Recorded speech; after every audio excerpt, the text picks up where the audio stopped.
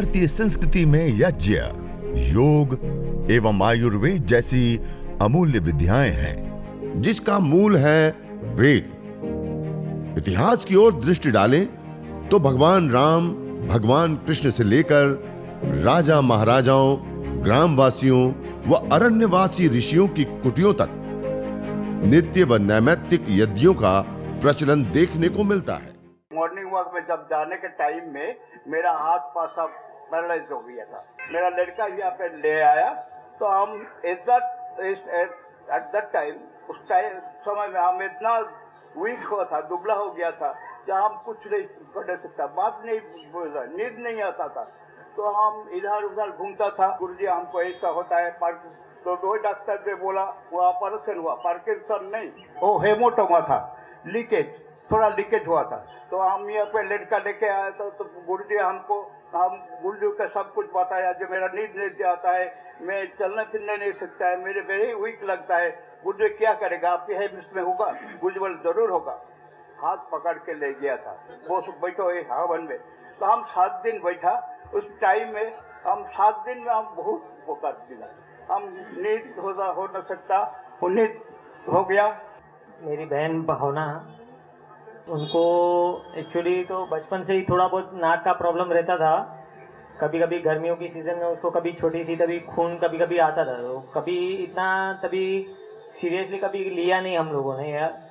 लेकिन जब भी 2012 में मेरे सामने जब भी मेरे साथ बैठी थी घर पे, तभी बहुत ज़ोरों से उसको नाक में से खून आ रहा था। तभी हम लोगों को पता चला कि उसको कार्सिनोमा नामक कैंसर का ट्यूमर है, जो कि बहुत अंदर तक फैला हुआ है, और हम लोग को बहुत लेट पता चला उसके बारे में। और उस समय डॉक्टर ने तो वैसे उनकी साइड से तो उन्होंने हाथ ऊपर कर दिए थे कि इसका तो ज़्यादा कुछ हो नहीं सकता है इसमें। मेडिसिन, ये मेडिसिन से वो मेडिसिन, अलग अलग मेडिसिन बहुत सारी उसने चेंज की, बीच में एलोपैथी भी ट्राई किया, लेकिन कुछ ज़्यादा इफेक्टिव हुआ नहीं। और कुछ करीबन 6 महीने पहले उसको जून महीने में एक बार मिर्गी का दौरा पड़ा उसको जोरदार, तभी हमको उसको हॉस्पिटलाइज करना पड़ा। उसके बाद से उसकी जो कंडीशन थी और भी गिरती गई। कंडीशन उस समय ऐसी थी कि 2 मिनट भी शांति से बेड पे भी नहीं लेट सकती थी। उसको पूरे बॉडी में इतना पेन होता था। यज्ञ दरवा जो उसको सांस लेती थी, उसमें उसको जो उसकी जो इफेक्ट हुई अभी बहुत पॉजिटिव है मेरी सिस्टर पहले से ज़्यादा। और उसको जो पेन होता था, बॉडी पेन होता था, वो सब कंप्लीट बंद हो गया है। नाक से पहले सांस नहीं ले पाती थी, अभी वो आपके सामने बैठी है, वो नाक से सांस भी ले रही है। अभी खुशबू वगैरह नहीं आती थी उसको। चलने का तो नाम भी छोड़ दो, मुझको उठा के लेके आना पड़ता था, रिक्शा में लेके आना पड़ता था। खुशबू नहीं आती थी, फिर आने लग गई। अभी नाक भी खुल गई है उसकी, पहले से बहुत अच्छी नाक, खुशबू भी आती है अभी उसको। हवन द्रव्य तैयार कर आप, जैसे मैंने रोगों को बताया कि ये मस्तिष्क के लिए जिनको उन्माद की स्थिति हो जाती, पागलपन, चिड़चिड़ापन या मस्तिष्क संबंधी पार्किंग से रोग हो जाते हैं, या ब्रेन हेमरेज हो जाता है, या अत्यधिक सिर वेदना, आधा शीशी, माइग्रेन पेन, ऐसी स्थिति में आप इसको यदि धूनी देते हैं और धूनी से जो उत्पन्न जो वायु है उसको यदि हम पान करते हैं, तो निश्चित रूप से हमारा जो मन है वो पूर्ण रूप से शांत हो जाता है। जो मस्तिष्क फट रहा होता है या अत्यधिक पीड़ा, तो उसमें अत्यधिक हमको लाभ देखने को मिलता है। तो आप इस प्रकार से इसको प्रयोग कर सकते हैं। और अन्य जैसे रोग है, स्किन डिसीज़ है, तो उसमें भी आप इसकी जो भस्म है, इसको इस प्रकार से आप सामने देख रहे हैं, तो ये भस्म लगभग राख एस तैयार हो गई है। तो इसी प्रकार से इसको भी आप हवन द्रव्य के रूप में, या फिर इसको ऐसे ही घी के साथ जलाकर जो भस्म बचे, उस भस्म को जब हम अपने शरीर में लेपन करते हैं, तो किसी प्रकार के जो स्किन डिसीज़ है, सोराइसिस, एक्जिमा या कुष्ठ रोग जैसे जो घातक रोग है, तो उसमें भी बहुत अच्छा लाभ हमको मिलता है। साथ में आप काढ़े के रूप में, जैसे मैंने शुरू में ही कहा, काढ़े के रूप में इसको आप पान करें, या अन्य इसको रस के रूप में। और इसके तो जो जड़ है वो तो बहुत ज़बरदस्त है, जो हमारी एक प्राचीन परंपरा रही है कि इसको दातुन के रूप में भी अभी भी ऐसे कई क्षेत्र है जहाँ पर प्रयोग करते हैं इसकी जो जड़ है, क्योंकि उसमें नेचुरल झाग होता है और वो झाग हमारे दांतों को मजबूत देने के लिए बहुत ही उसमें प्राकृतिक रूप से उसमें वो झाग डाला गया है। तो ऐसे जो प्रकृति से मिली हुई जो औषधियाँ इत्यादि हैं, तो उसको हम जब अपने जीवन के साथ जोड़ते हैं तो निश्चित रूप से हम कहीं न कहीं रोगों से हम बचे रहते हैं, कहीं न कहीं हम बीमारियों से बचे रहते हैं।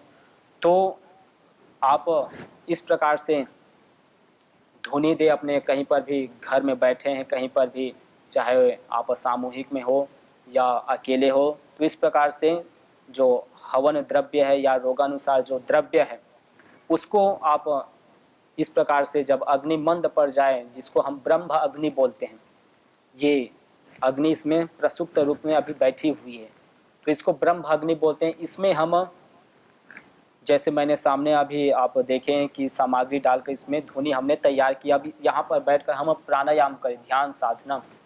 इसके बाद आप ब्रह्म यज्ञ कर सकते हैं। ब्रह्म यज्ञ अर्थात उस परमपिता परमेश्वर को ध्याते हुए कि वो हमारे शरीर के प्रत्येक रोम रोम में वो बसे हुए हैं और हमारे इस पिंड के साथ साथ संपूर्ण इस संसार में वो व्याप्त है। तो ऐसे उनको हम ध्याते हैं। जैसे महर्षि पतंजलि जी ने योग दर्शन में योग के 8 अंग बताए गए हैं, यम नियम आसन प्राणायाम प्रत्याहार ध्यान और समाधि।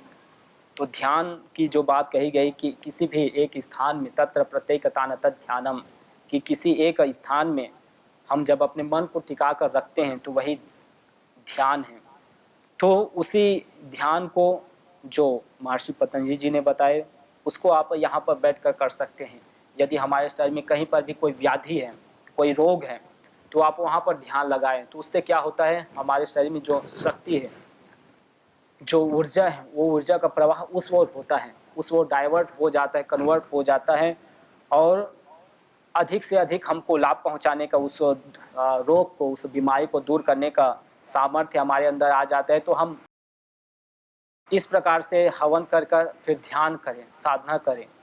कुछ समय अपने आप को हम देखें, यदि स्वस्थ हैं तो हम और आगे बढ़ें, यदि अस्वस्थ हैं तो हम अपने रोगों को पहले निवारण करें। तो बैठकर आप ऐसे प्राणायाम भी कर सकते हैं, डीप ब्रीदिंग।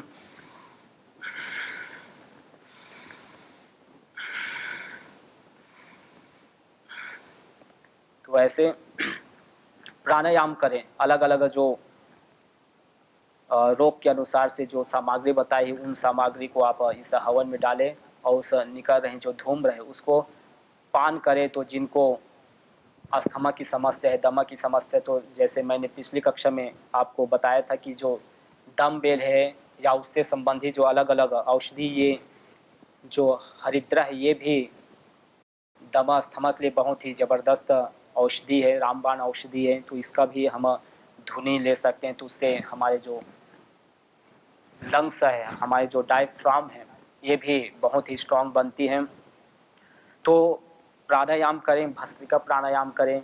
जिनको बड़ा रोग है, जिनको दमा अस्थमा संबंधी, तो वहाँ बैठकर जब हम भस्त्रिका करते हैं तो अधिक से अधिक हम उस वातावरण में जो हर्बल्स, जो औषधियाँ हैं, उसको हम अपने अंदर धारण करते हैं।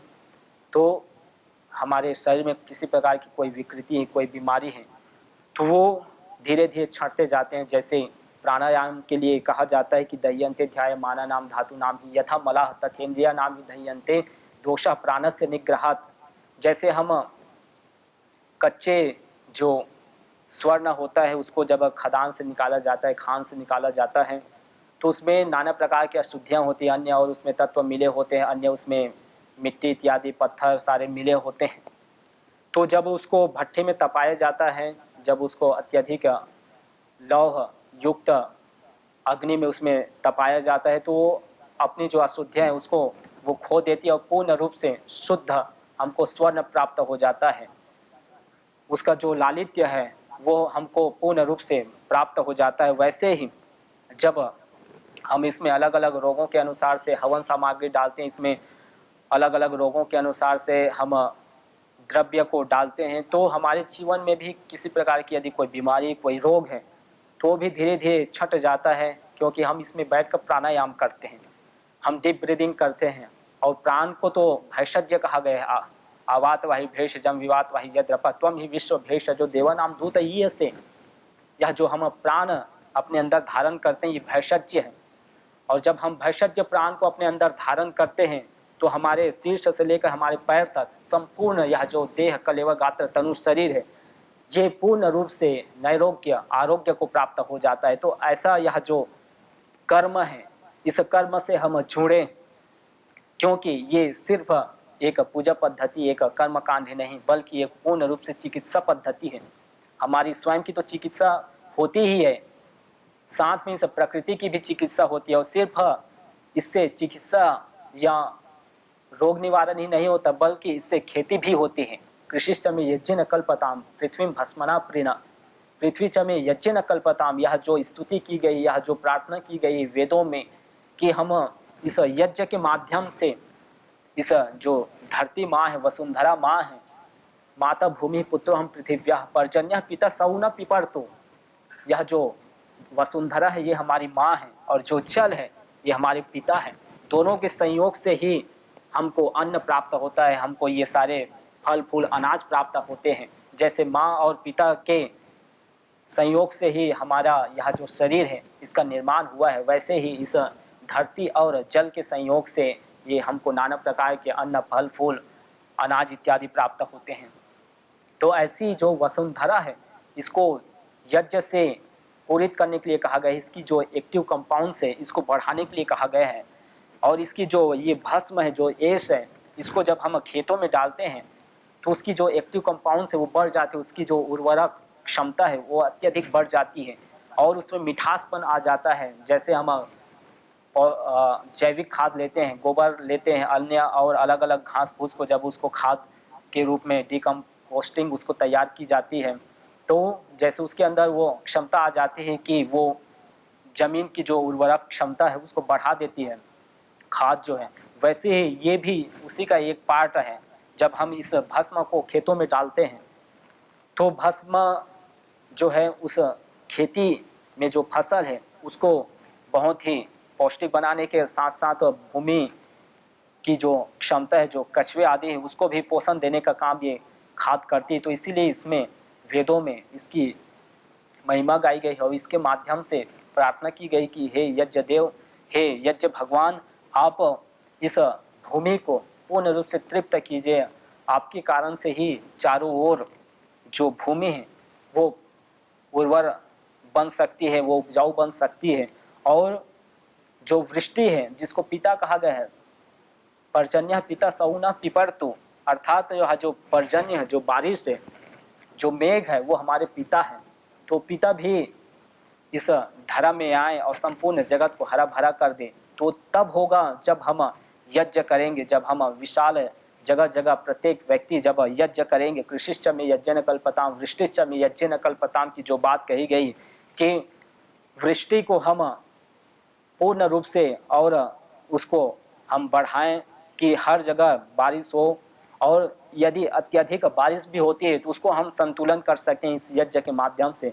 तो ये यज्ञ जो है संतुलन करने का काम करता है। यदि अतिवृष्टि हो रही है या अनावृष्टि, कहीं सूखा अकाल पड़ रहा है, राजस्थान जैसे गुजरात में हम देखते हैं तो वहाँ पर इस प्रकार से वृष्टि यज्ञ किया जाता है प्रति वर्ष, क्योंकि वहाँ आप स्वयं देखते हैं कि वो रेगिस्तान है, अत्यधिक सूखा इलाका है। तो वहाँ पेड़ पौधे के अभाव के कारण से भी वहाँ पर बारिश नहीं होती और चारों ओर जो बालू रेत है उसके विशाल काय होने के कारण से वहाँ पर बारिश, और यदि पानी भी अंदर मिलता है तो सारे जो है खारे पानी मिलता है, क्योंकि उसके अंदर अत्यधिक लवण युक्त पदार्थ हैं।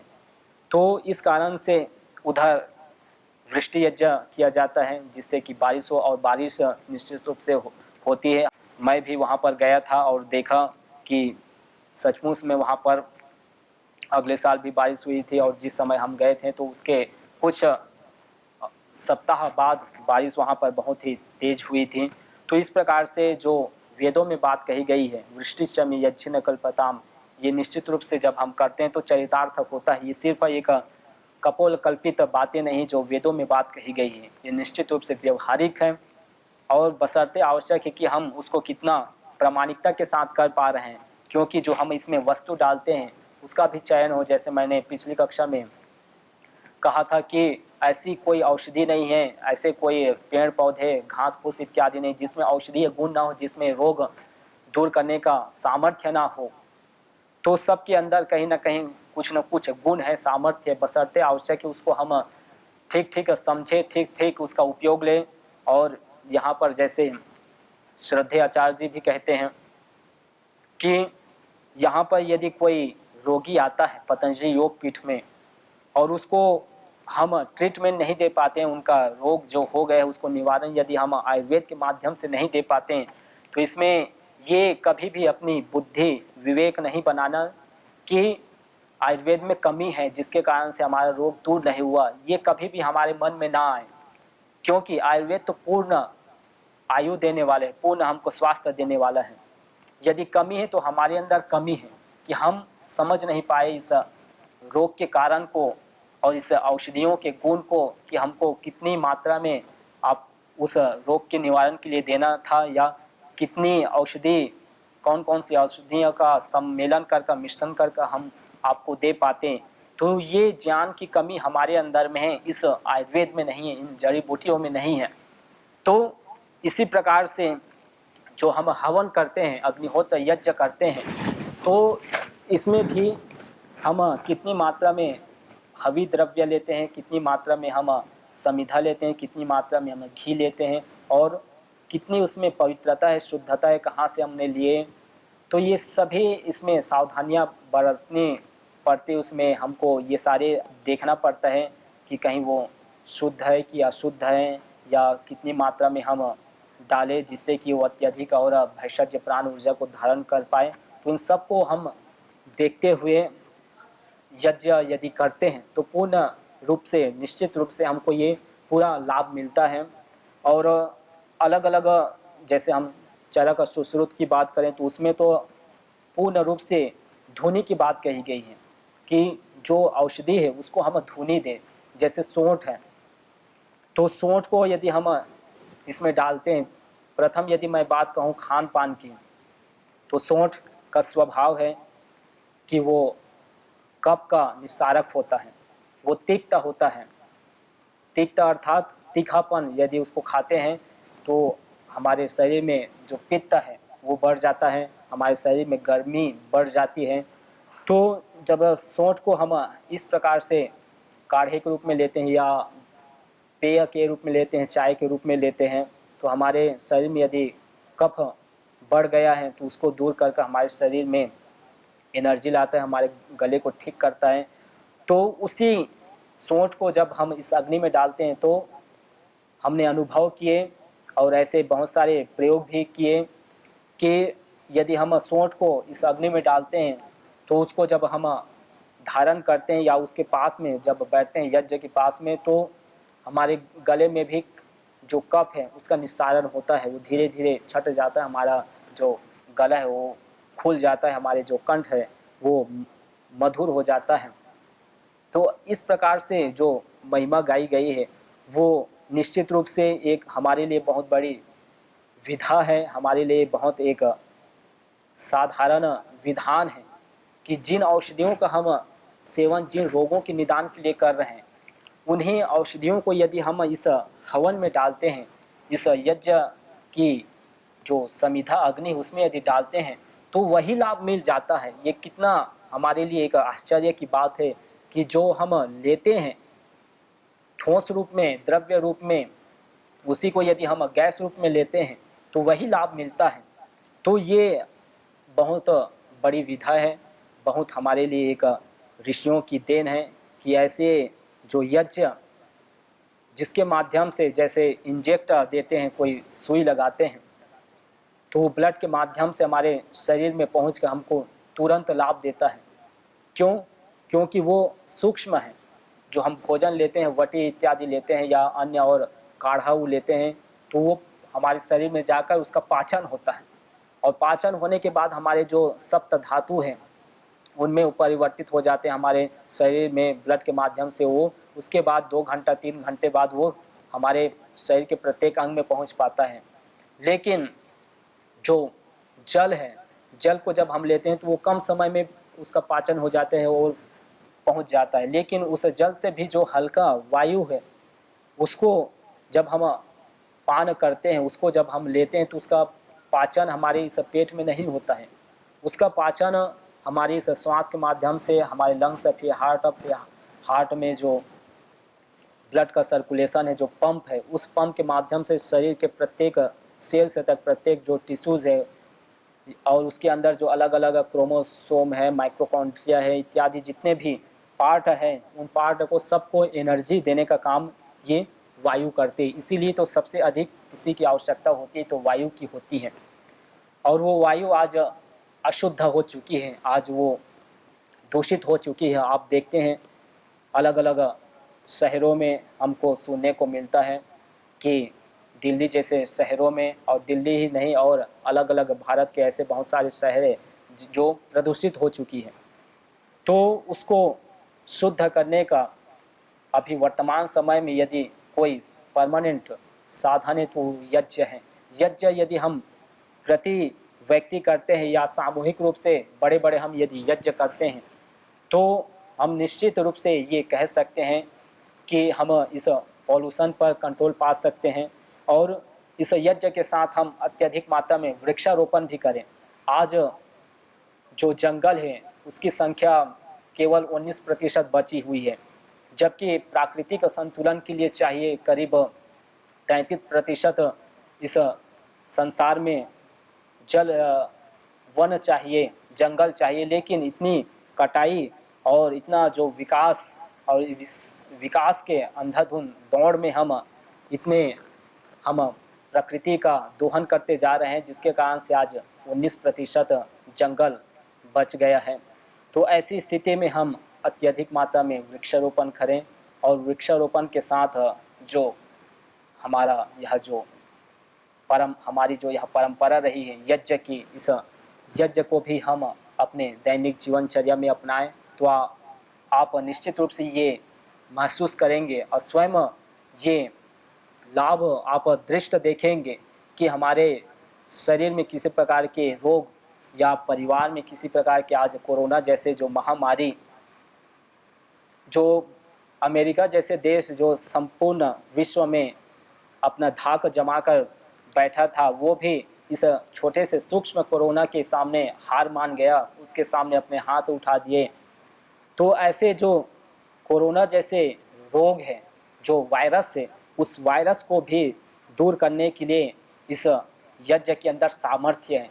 तो आप यज्ञ करें तो निश्चित रूप से आप अपने स्वयं का, परिवार का और समाज का आप भला कर सकते हैं, बिना कोई अलग एलोपैथी के, बिना अन्य और चिकित्सा के बिना। आप केवल यज्ञ, आयुर्वेद, योगाभ्यास, यदि 3 जो त्रिवेणी है, इसके माध्यम से यदि आप अपने जीवन को संवारना चाहते हैं तो निश्चित रूप से आप कभी भी रोगी नहीं होंगे, कभी भी आप बीमारी से युक्त नहीं होंगे और सदा आनंद में रहेंगे।